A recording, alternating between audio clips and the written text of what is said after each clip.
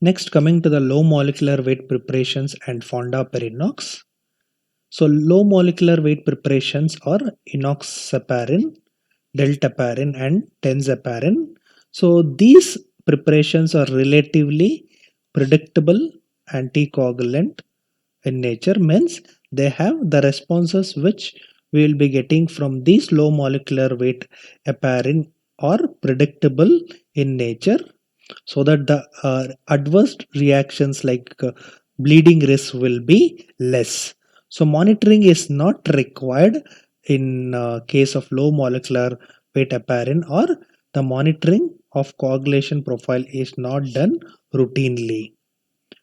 So there are some monitoring requirements when you are using low molecular weight heparin, that is anti-factor 10A assay in case of patient with renal impairment, because it can prolong the plasma T off, as well as it slows the elimination of low molecular weight heparin, thereby it may increase the risk of bleeding tendency. And also it requires monitoring in case of obese patient, in case of pregnant women, and also in case of children's. Coming to the fondaparinux, which is a synthetic pentasaccharide, which has got peak plasma level will be reached around 2 hours after administration, and it has got T off of around 17 hours, and it will be excreted through urine.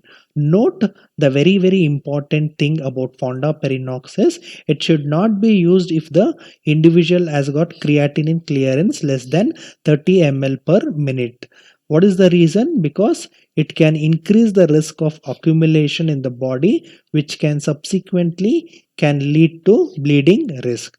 So mainly it is injected through subcutaneous injections.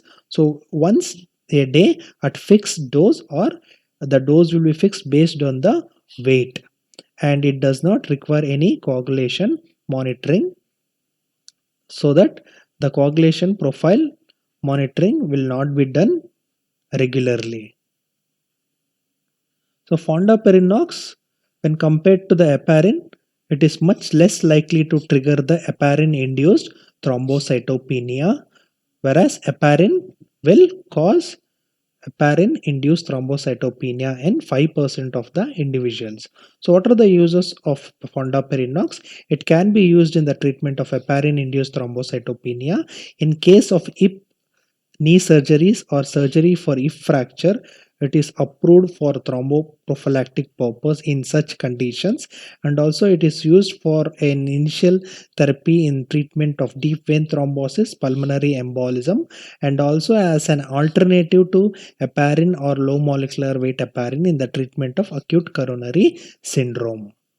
So what are the key points to note under the fondaparinux and low molecular weight heparin? So what are the low molecular weight heparin? It is enoxaparin, deltaparin and tenzaparin.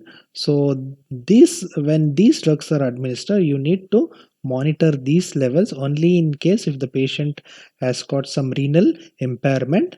Whereas fondaparinux is a synthetic pentasaccharide, it is mainly used in the treatment of heparin induced thrombocytopenia, and both this low molecular weight heparin and fondaparinux, the monitoring is not done routinely, or it does not require any coagulation profile monitoring as such, like the heparin, which requires a constant monitoring of the coagulation profile.